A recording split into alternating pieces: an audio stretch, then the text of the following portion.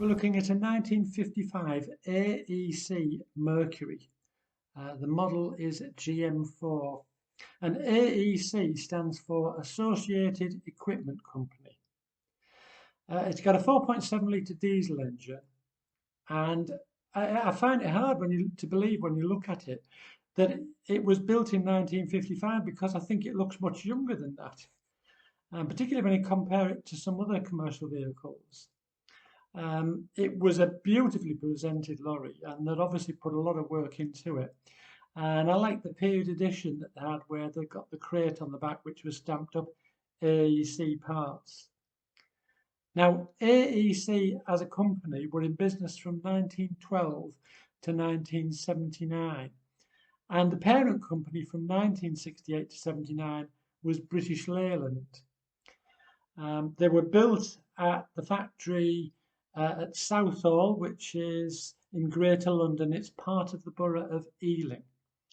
And I think that the most well-known product that AEC were responsible for building, and most people will be familiar with, has to be the AEC Route Master, the iconic London bus.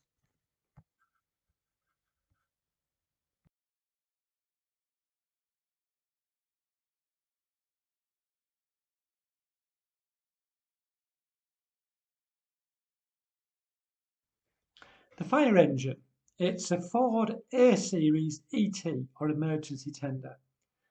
This particular vehicle has a 2,994cc petrol engine, which to me, when you look at the size of the vehicle, it seems quite small.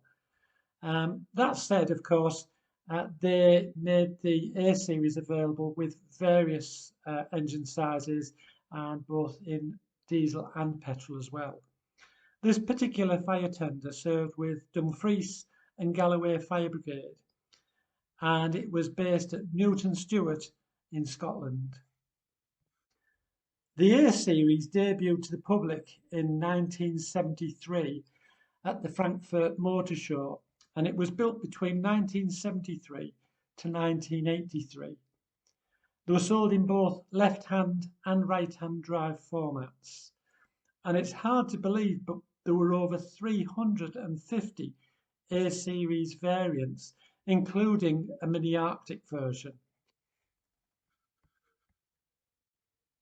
The 1936 Austin 7 van, it's a type AVJ, and it's got an 885cc engine. This vehicle's very well campaigned, and it's appeared at so many of the shows that I've been to this year. And it's a beautiful vehicle, and the level of detail is just fantastic. And every time you see it, you can't help but stop and admire it. There's no nasty vinyl stick-on letters here. It's just proper, good old-fashioned sign writing.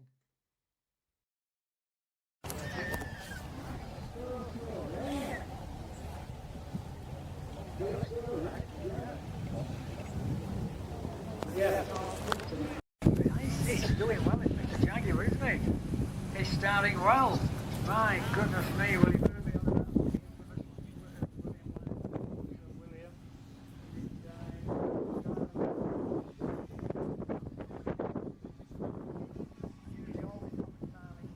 The Morris 1000 was produced as both a van and a pickup from 1953 until production ceased in April 1971.